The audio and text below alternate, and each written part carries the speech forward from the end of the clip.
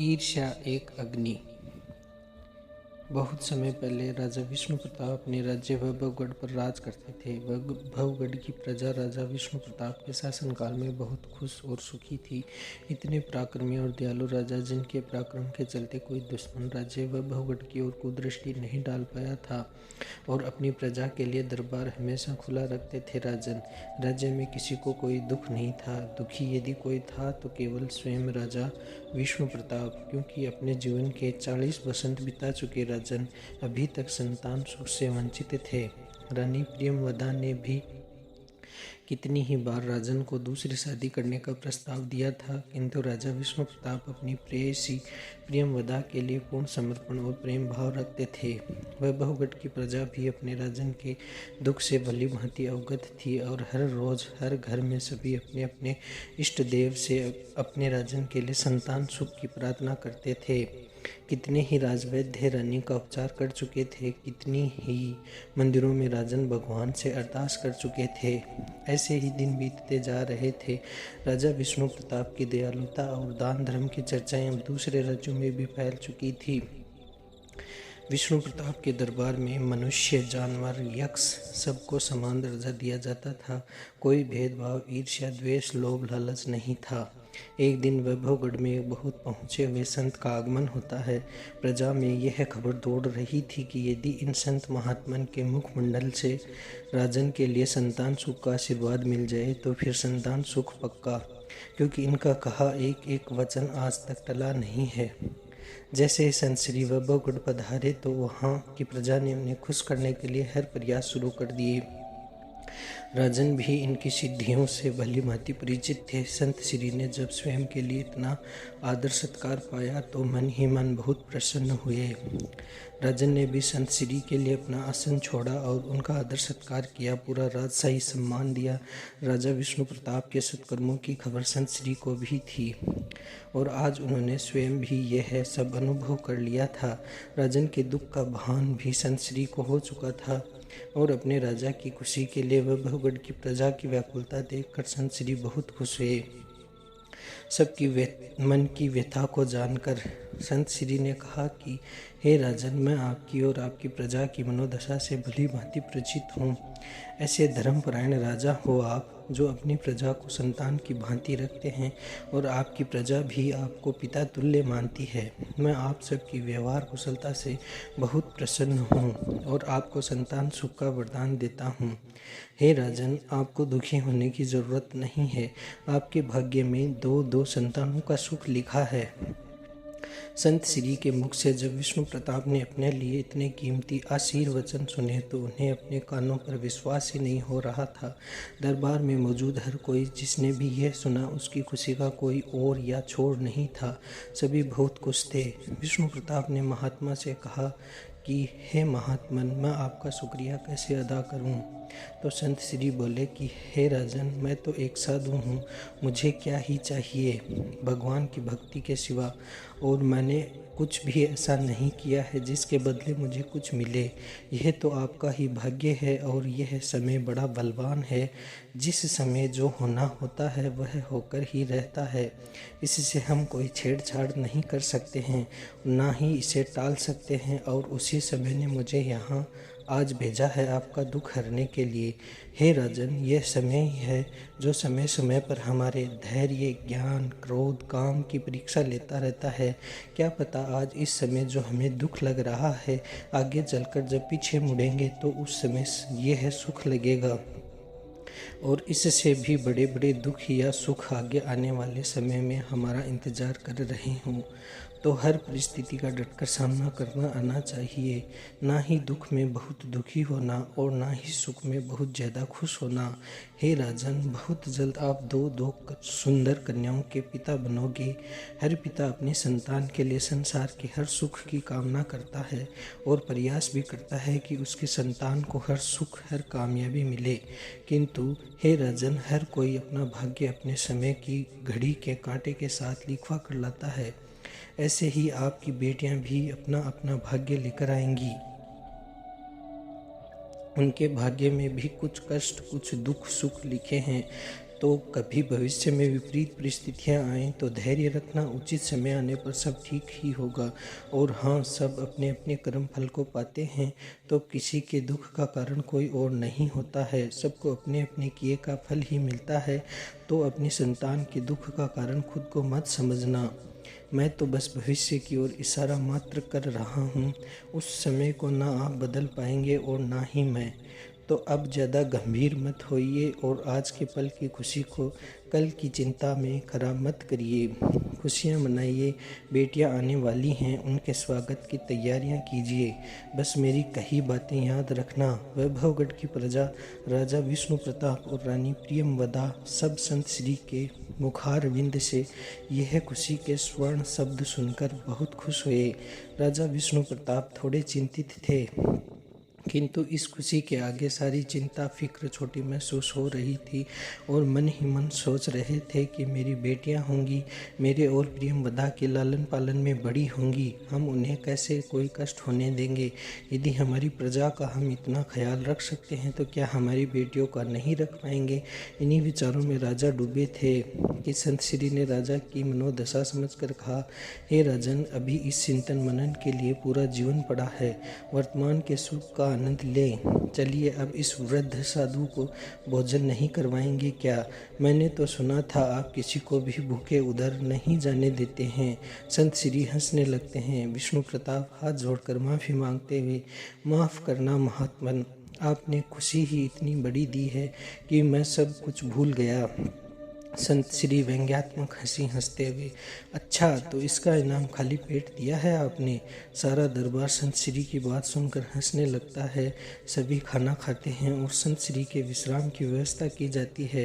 रात भर महल में विश्राम कर संत श्री वैभवगढ़ की प्रजा और राजा रानी से विदा लेकर अपने अगले गंतव्य को निकल पड़ते हैं। 1 वर्ष बाद, पूरे 1 साल के इंतजार के बाद आखिरकार वैभवगढ़ की प्रजा के उत्सव का यह दिन आ ही गया। आज राज्य का हर घर आज दुल्हन की तरह सज चुका था। अपने राजा की खुशी में हर कण कण, पत्ता पत्ता वैभवगढ़ का झूम उठा था। आज वैभवगढ़ को उसका पूर्ण वैभव मिल चुका था। राजा विष्णु प्रताप का महल तो आज स्वर्ग की किसी अप्सरा से भी सुंदर श्रृंगार से अलंकृत हो चुका था। वैभवगढ़ का आसमान आज रानी प्रियमवदा और राजा विष्णु प्रताप के जय घोष की ध्वनि से गूंज रहा था। कितने ही हजारों लाखों घी के दिए वैभवगढ़ के हर आंगन में ऐसे जल रहे थे जैसे लाखों जुगनू आज वैभवगढ़ की धरा को अपनी पीली चमक की जगमगाहट से ढक चुके थे। ऐसा लग रहा था मानो वैभवगढ़ ने पीली सितारों से जड़ी हुई ओढ़नी ओढ़ ली थी। चारों तरफ की खुशियां ही खुशियां थी और हो भी क्यों ना। इतने लंबे इंतजार के बाद रानी प्रियमवदा ने 2 सुंदर राजकुमारियों को जन्म दिया था। महल की दाई माँ ने जब यह ऐलान किया कि महारानी प्रियमवदा 2 परियों से भी सुंदर कन्याओं को जन्म दिया है, तो राजा विष्णु प्रताप और पूरा वैभवगढ़ खुशी से खिलखिला उठे थे। आज राजा विष्णु प्रताप ने अपनी प्रजा के लिए राजकोष को खोल दिया था और प्रजा ने भी राजा को खूब सारे उपहार दिए। सब कितने खुश थे, किंतु संत श्री की बातें राजा विष्णु प्रताप भूले नहीं थे। कितने ही विद्वानों को ना जाने संत श्री के वचनों के बारे में बताया था। कोई राजा को कुछ सलाह देता तो कोई कुछ। रानी प्रियमवदा भी बहुत खुश थी और जब राजन को चिंता मग्न देखा तो बोली, महाराज आप क्यों चिंता करते हैं। हम हमारी संतानों को हर वक्त अपने साथ ही रखेंगे, एक साथ ही रखेंगे। उन्हें एक जैसे माहौल में दोनों का पालन पोषण करेंगे ताकि दोनों एक दूसरे के साथ रहना सीखेंगे और जब हम उनके साथ नहीं होंगे तो वे दोनों एक दूसरे का ख्याल रखेंगे और उचित समय आने पर दोनों का विवाह कर देंगे। राजा विष्णु प्रताप को भी रानी की यह सलाह अच्छी लगी। धीरे धीरे दिन बीतते गए। राजकुमारियों के नन्हे नन्हे कदमों की ध्वनि ने अब महल के आंगन में अपने स्वर बिखेरना शुरू कर दिए थे। दोनों दिन भर साथ खेलती, साथ ही सोती जगती। दोनों में अपार प्रेम का बंधन बंध रहा था।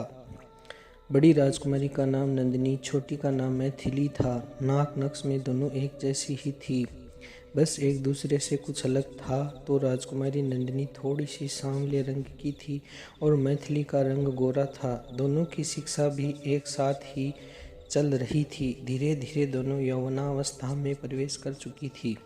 दोनों के प्रेम ने सबको मोहित कर रखा था। सब खुश थे कि यह दोनों किसी एक को कष्ट में नहीं देख पाएंगे, एक दूसरे के लिए कुछ भी कर सकती हैं।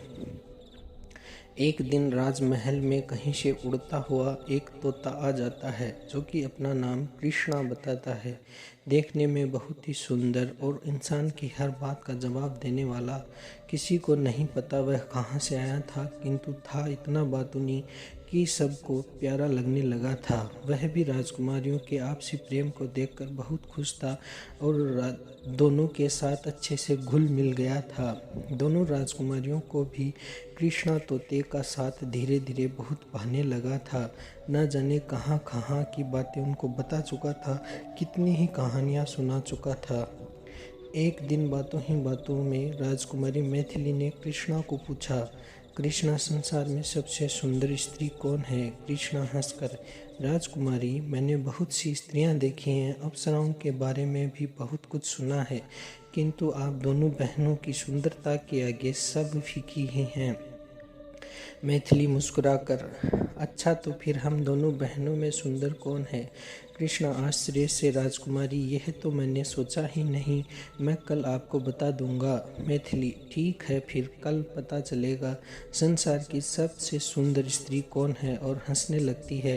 कृष्णा वहाँ से उड़कर उद्यान में चला आता है और सोचने लगता है कि क्या राजकुमारी मैथिली को अपनी सुंदरता पर घमंड होने लगा है, या फिर ऐसे ही हंसी ठिठोली में ऐसा प्रश्न पूछ बैठी हैं, क्योंकि यह बात तो सबको ही पता थी कि राजकुमारी नंदिनी और मैथिली दोनों ही स्वर्ग की अप्सराओं से कम नहीं थी। कृष्णा सोचने लगा कि कहीं अपने गोरे रंग की वजह से तो मैथिली खुद को मन ही मन सबसे सुंदर स्त्री नहीं समझने लगी है। फिर क्या था, चालाक कृष्णा ने भी मैथिली की परीक्षा लेने का मन बना लिया। दूसरे दिन प्रातः कृष्णा जब राजकुमारी से मिला तो मैथिली ने पूछा, सबसे सुंदर स्त्री कौन है? तो कृष्णा बोला कि राजकुमारी, चुनाव कठिन है, फिर भी बताता हूँ, सबसे सुंदर स्त्री तो राजकुमारी नंदिनी ही है। माना आप दोनों के नए नक्श एक जैसे हैं, किंतु उनके रंग जितना सुंदर किसी का रंग नहीं है। आज के दिन तो उनके जितना सुंदर कोई नहीं है, कल का क्या पता कोई और आ जाए। मैथिली मुस्कुराकर, अच्छा जी, दीदी ही हैं सबसे सुंदर, यह कहकर मुस्कुराते हुए अपने कक्ष में चली जाती हैं और दर्पण के सामने जाकर खुद को ऊपर से लेकर नीचे तक निहारती हैं। अनायास ही उसकी आंखों से अश्रुधारा बहने लगती है। उसे कृष्णा के कहे शब्द बार बार सुनाई देते हैं। कितना इतराया करती थी वह अपने रंग पर, और उसी रंग की वजह से आज बहुत दुखी थी, और उसे नंदिनी दीदी से ईर्ष्या हो रही थी कि क्यों नहीं उसे उसका रंग भी मिल गया होता। इधर कृष्णा को कुछ समझ नहीं आया कि अपनी बहन की तारीफ से हमेशा खुश होने वाली राजकुमारी आज ऐसे क्यों कुछ बोले बगैर ही वहाँ से चली गई, किंतु उसने भी मन ही मन राजकुमारी की परीक्षा लेने की ठान ली थी। इधर राजकुमारी को कृष्णा के कहे शब्द ही सुनाई दे रहे थे और उसे कृष्णा के अंतिम शब्द याद आए कि आज के दिन तो उनके जितना सुंदर कोई नहीं, कल का क्या पता कोई और आ जाए। उसके मन मस्तिष्क में कैसे भी करके सबसे सुंदर स्त्री बनने का फितूर चढ़ गया था। ईर्ष्या और द्वेष ने जैसे उसे घेर सा लिया था। वह इसी सोच विचार में लग गई कि कैसे वह अपनी बहन से सुंदर बन जाए। यहाँ तक भूल गई कि वह अपनी बहन से अपने मन ही मन जलन और ईर्ष्या पाल बैठी है। वह वही बहन थी जिसके लिए वह सब कुछ न्यौछावर कर सकती थी। इन्हीं सोच विचार में आज पहली बार राजकुमारी मैथिली अपनी बहन से पूरे दिन नहीं मिली थी। उसके मन की दुर्भावना से अपरिचित राजकुमारी नंदिनी उसे पूरे महल में खोजती फिर रही थी। जब कृष्णा से पता चला कि मैथिली अपने कक्ष में है तो वह दौड़ी दौड़ी उसके पास पहुंची, उसकी फिक्र करने लगी। क्या हुआ बहन, तू इतनी उदास क्यों है? तबीयत तो ठीक है ना तुम्हारी? मैथिली बहाना बनाती हुई, नहीं दीदी, सब कुशल है, बस थोड़ा आराम करने का मन था तो लेट गई। नंदिनी गुस्से से दासियों पर चिल्लाते हुए, दिखता नहीं तुम सबको मेरी बहन उदास है, किसी ने इसकी सूचना मुझको क्यों नहीं दी? उसको कुछ खिलाया या नहीं? दासियां हाथ जोड़कर क्षमा मांगती हैं। नंदिनी गुस्से में, चलो जाओ खाना लेकर आओ, और मैथिली के सर को अपनी गोद में रखकर उसके बालों में अपनी उंगलियां फिराने लगती हैं। थोड़ी देर बाद मैथिली को खाना खिलाकर उसे अपनी गोद में सर रखकर सुलाती हैं। कृष्णा यह सब बड़े गौर से देख रहा था। मैथिली के सो जाने के बाद नंदिनी अपने कक्ष में जाती है। कृष्णा भी पीछे पीछे नंदिनी के कक्ष में आता है और कहता है कि राजकुमारी, क्या आपको पता है संसार की सबसे सुंदर स्त्री कौन है? नंदिनी, नहीं कृष्णा, तुम ही बताओ। कृष्णा, राजकुमारी आप। नंदिनी, अच्छा बदमाश, हम सब जानते हैं कि मुझसे भी सुंदर है हमारी मैथिली। तू मुझे चिढ़ा रहा है ना? कृष्णा हंसकर, मैं तो बस सच कह रहा हूँ। तन की सुंदरता भले ही राजकुमारी मैथिली की हो, किंतु तन मन से सुंदर तो हमारी राजकुमारी नंदिनी ही है। नंदिनी मुस्कुराकर, ना ना मेरे कृष्णो, मेरी मैथिली का मन भी सबसे सुंदर है। कृष्णा, ठीक है राजकुमारी, आप कहती हैं तो मान लेता हूँ, किंतु कुछ सोचकर बोलते बोलते चुप हो जाता है। नंदिनी कृष्णा की बात पर ध्यान न देते हुए, अच्छा बस करो अपनी किंतु परंतु, मेरी बहन से सुंदर कोई और नहीं है, समझे? और कृष्णा के सर पर स्नेह से हाथ फेरने लगती है। कृष्णा भी चुप हो जाता है और अपनी प्यारी राजकुमारी के प्यार दुलार का आनंद लेने लगता है, किंतु उसको मन ही मन आज का वाकया खाए जा रहा था, क्योंकि अब तक की सारी घटनाओं से उसे दोनों राजकुमारियों की मनोदशा का भली भांति भान हो चुका था। कृष्णा को समझ आ गया था कि राजकुमारी नंदिनी के लिए सुंदरता के कोई मायने नहीं हैं, उनके लिए तो बहन ही है उनका संसार, किंतु राजकुमारी मैथिली के लिए सुंदरता से बढ़कर कुछ भी नहीं है। इन दोनों बहनों के बीच भी सुंदरता नामक बहुत ही महीन सी लेकिन विभेदी रेखा तो है, जो इन्हें एक दूसरे से अलग परिभाषित करती है। उसे दुख भी हो रहा था कि जिसके पास तन की सुंदरता है, काश उसके पास मन की सुंदरता भी होती, और उसे डर भी था कि कहीं राजकुमारी मैथिली ईर्ष्या और द्वेष में बहकर कुछ गलत कदम ना उठा ले। इधर राजकुमारी मैथिली मन ही मन एक योजना बनाती हैं और उसे पूरा करने के लिए सही मौके की तलाश में हैं। ऐसे ही दिन बीतते जाते हैं और राजकुमारी मैथिली दिन में एक बार जरूर कृष्णा से पूछती हैं कि सबसे सुंदर स्त्री कौन है, और कृष्णा रोज अपना वही उत्तर सुनाता है कि सबसे सुंदर राजकुमारी नंदिनी ही है। आज के दिन तो उनके जैसा कोई नहीं है, कल का क्या पता कोई और आ जाए। और यह जवाब सुनकर राजकुमारी मैथिली का इरादा और पक्का हो जाता है। वह अपनी योजना का पूरा करने को आतुर हो जाती है। अब धीरे धीरे कृष्णा को भी राजकुमारी मैथिली के इरादों की भनक लग गई थी। वह बहुत ही होशियारी से उनकी हर गतिविधि पर नज़र बनाए रखता था।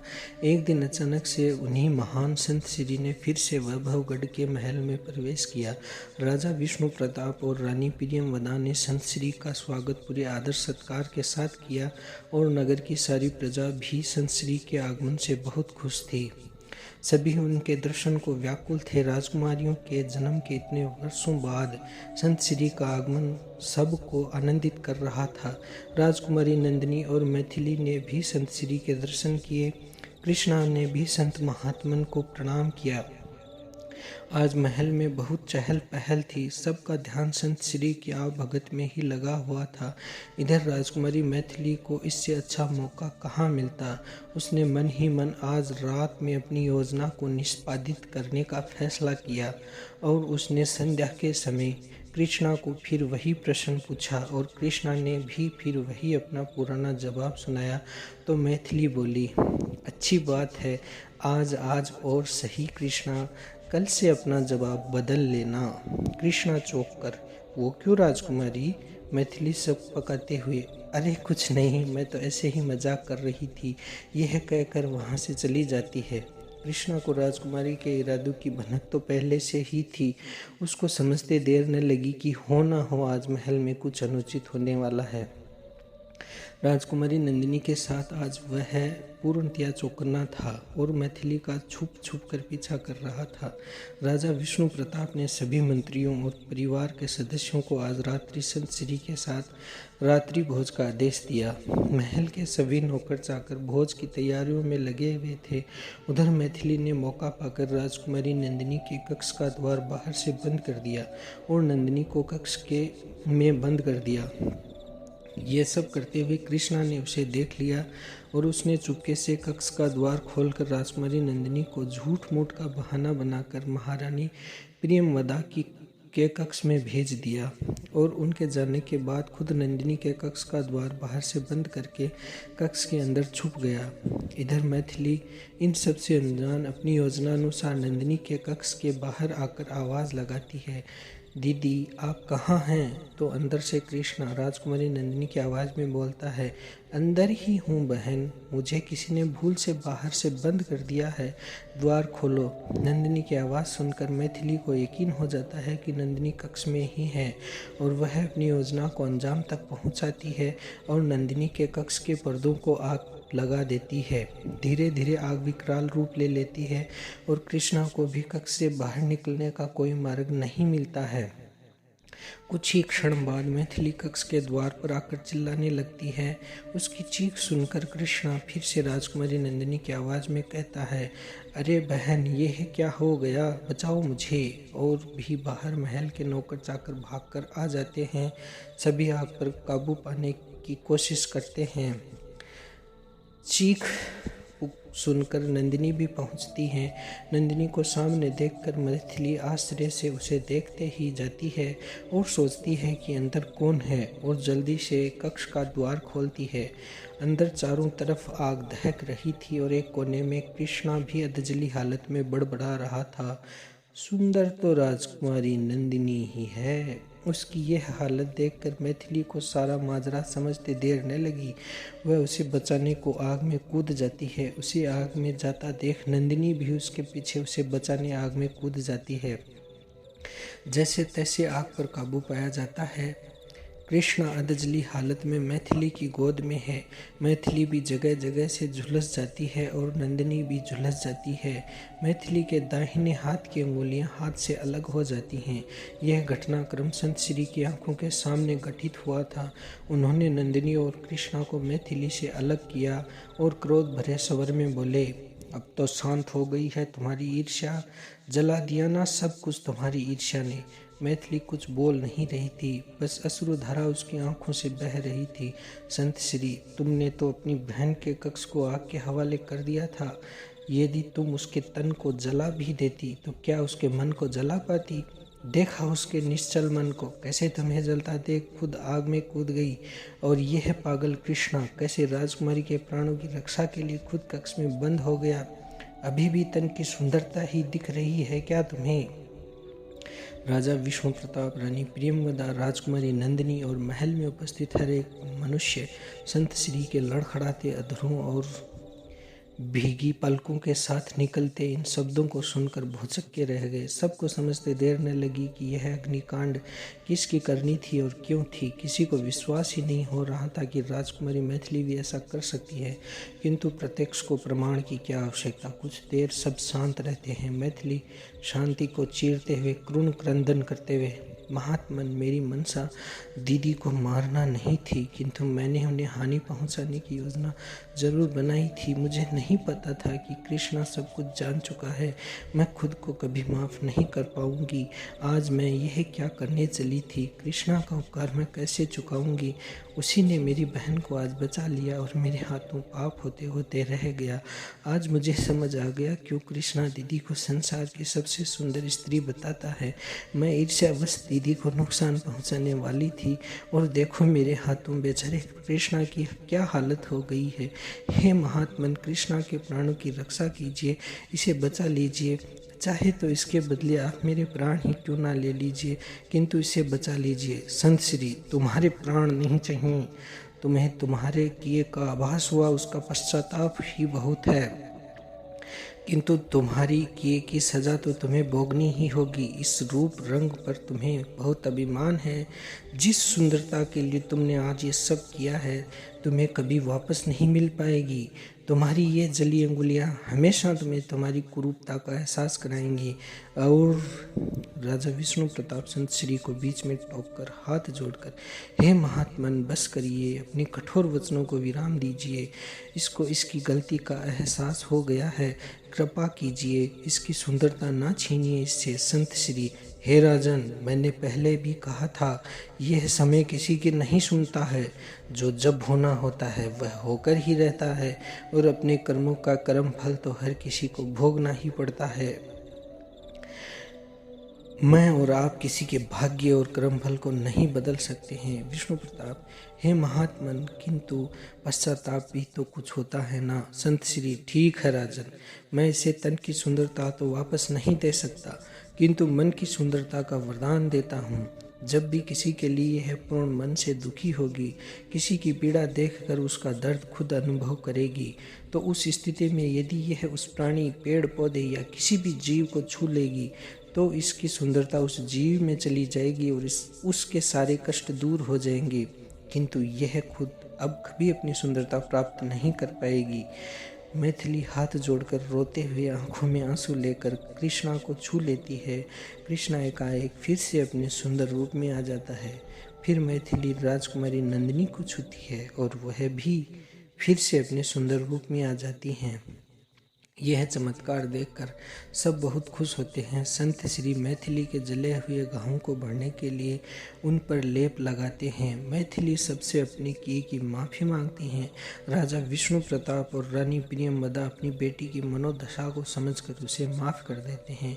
राजकुमारी नंदिनी और कृष्णा भी मैथिली के घावों के भरने तक उसका खूब ख्याल रखते हैं। कुछ दिन बाद संत श्री महल जाने के लिए राजा विष्णु प्रताप से आज्ञा लेते हैं और जाते जाते कृष्णा से पूछते हैं, कृष्णा, संसार की सबसे सुंदर स्त्री कौन है?